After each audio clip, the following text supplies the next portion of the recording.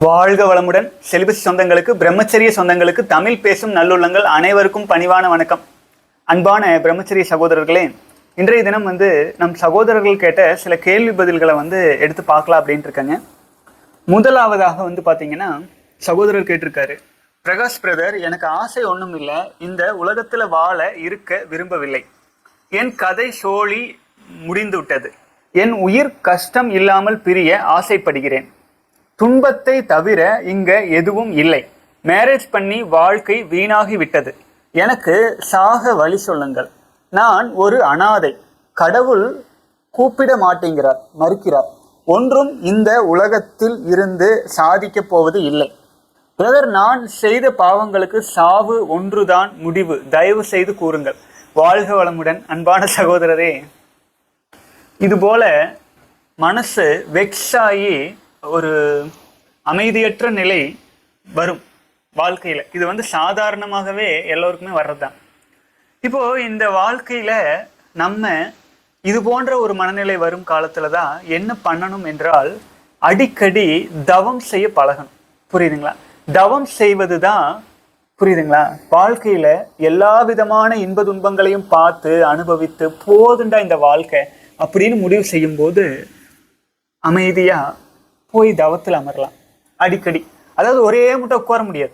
புரியுதுங்களா? ஒரு கோயிலில் போய் ஒரே முட்டை தவத்தில் உட்கார முடியாது. அதனாலதான் நம்முடைய முன்னோர்கள் சிவன் கோயில்னா 6 கால பூஜை அப்படின்னு, அதாவது காலையில ஒரு 3 மணிக்கு எந்திரிச்சிடுறது ஆச்சுங்களா, ஒரு 3-3:30 எந்திரிச்சிட்டு போய் கோயில் பக்கத்துல உட்காந்துக்கிறது. இல்லை நம்ம தவம் செய்யறதுக்கு ஒரு வீட்லயே ஒரு இடத்த உருவாக்கி ஒரு 3-3:30 அமர்ந்துட்டு ஒரு உடற்பயிற்சி செய்யறது, தவம் செய்யறது, நம்மளைவே நம்ம கவனிக்கிறது அமைதியா.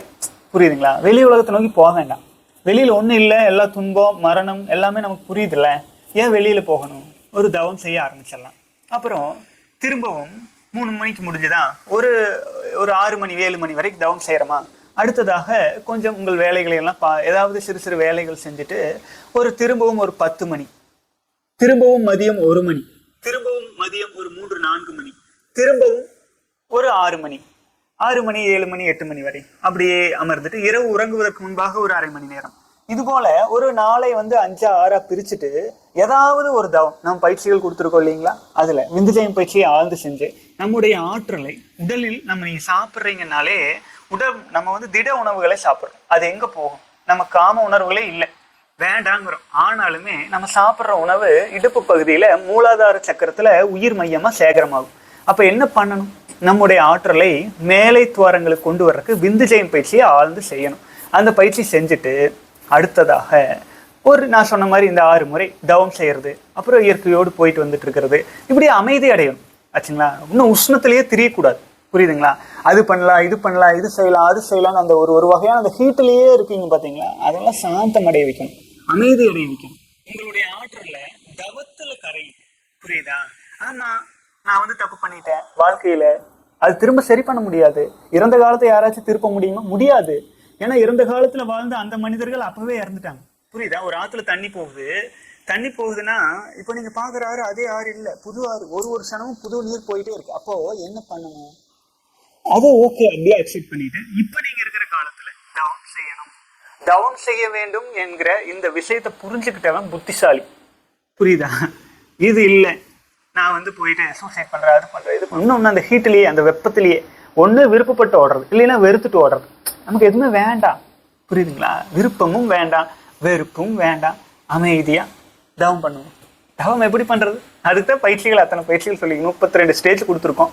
நீங்க உண்மையா யோகிக் மூடெல்லாம் முடிச்சீங்கன்னா ஹீலர்ஸ் மூட்ல அடுத்தவங்களை ஹீல் பண்றதுக்கு, சமுதாயத்துக்கு பயனுள்ள வகையில் உங்களுக்கு எந்த ஆசையும் பற்ற வேண்டியது இல்லை. நம்ம பார்க்கல, நம்ம இருக்கிறோம் அப்படிங்கிறது மட்டுமே, இருப்பு நிலை மட்டுமே நமக்கு சொந்தம். மீது எதுவுமே சொந்தம் இல்லை. எல்லாம் மாறிட்டே இருக்கு. இந்த நேரத்துல நினைக்கிறவங்க அடுத்த நேரத்துல மாறிடுவாங்க. இப்படிதான் உலகம் போயிட்டு இருக்குங்கிறதுனால மரணமே வேண்டி போக வேண்டியதில்லை. நீங்க சும்மா இருக்கிறதே மரணம் தான். உங்களுக்கு மனதில் தோன்றும் எல்லா எண்ணங்களையும் வேண்டாம் வேண்டாம் வேண்டாம் வேண்டாம்னு விட்டுட்டு இருக்கிறதே மரணம் தானே ஆச்சுங்களா. நீங்க உங்கள் எண்ணங்களுக்கு உயிர் கொடுக்கத்தான் நீங்க உயிர் கொடுத்துட்டு இருக்கீங்க. அந்த உயிர் கொடுக்காதீங்க, போதும் ஆச்சுங்களா. ஒரே முட்டை காலையிலேருந்து இரவு வரை தவம் செய்யவும் முடியாது, பழக்கம் இல்லை. அப்போ என்ன பண்றது? ஒரு நாளை 5 முறை 2.5 மணி நேரத்துக்கு ஒருக்கா ஏதாச்சும் ஒரு 1/2 மணி நேரம் தவம் ஆச்சுங்களா. ஊழி பிரியாத யோகிகள் நாழிகையாக நமனை அளப்பர்கள் அப்படின்னு திருமூலர் சொல்லுவார். நாழிகைனா ஒரு 22-23 நிமிஷம், புரியுதுங்களா? 6 கால பூஜை சிவனுக்கு சிவன் யாரு? நமக்குள்ள இருக்கிற சிவன் தான் சிவனே. அப்போ ஒரு ஒரு 20 நிமிஷம் ஒரு 4-6 பிரிச்சு வச்சுட்டு தவம் பண்ணி காலத்தை ஓட்டலாம். ஒரு வேளை உணவா மாத்திக்கோங்க, இல்ல 2 வேளை உணவா மாத்திக்கோங்க. கொஞ்சம் கொஞ்சமா அமைதி அடைஞ்சு உடம்புல மனசுல இருக்கிற எல்லா வேகங்களையும் கரைச்சு அப்படியே அமைதி நிலையில் இருக்க வேண்டியதுதான். நீங்க இருக்கிறீங்க அப்படிங்கறத சுத்தி இருக்கிற எல்லாருக்கும் ஒரு சப்போர்ட்டா இருக்கும். சரியா? நீங்க சும்மா இருந்தாலே சப்போர்ட் தான். ஒரு மரம் அந்த இடத்துல அது இருக்கு, அது சும்மா இருக்கு, தண்ணி வருது, அது இயல்புல அது பாக்குல இருக்கு. அப்போ அதுவே குறிப்பிட்ட காலத்துல கனிகளை கொடுக்க ஆரம்பிச்சிருது இல்ல. இப்ப சித்தர்கள் தவத்துல சமாதியில அமர்ந்து இருக்காங்க, ஆனா அந்த அமைதியில அவங்க தவத்துல இருந்ததே இன்னைக்கு கோயில்களா மாறி எல்லோருக்கும் அருள் கொடுக்க ஆரம்பிச்சிருச்சல்ல. அந்த மாதிரி நீங்க இருக்கீங்க அப்படிங்கிறதே சமுதாயத்திற்கு ஒரு வரமா மாறும். சரிங்களா? ஸோ தொடர்ந்து பயணிக்கலாம் அன்பான சகோதரரே. இந்த வெப்பத்தையும் அந்த உஷ்ணத்தையும் அந்த எமோஷனலையும் வேண்டாம், வெறுப்பும் வேண்டாம், விருப்பும் வேண்டாம், அமைதி அடைங்க. சாந்தி சாந்தி சாந்தி. வாழ்க வளமுடன்.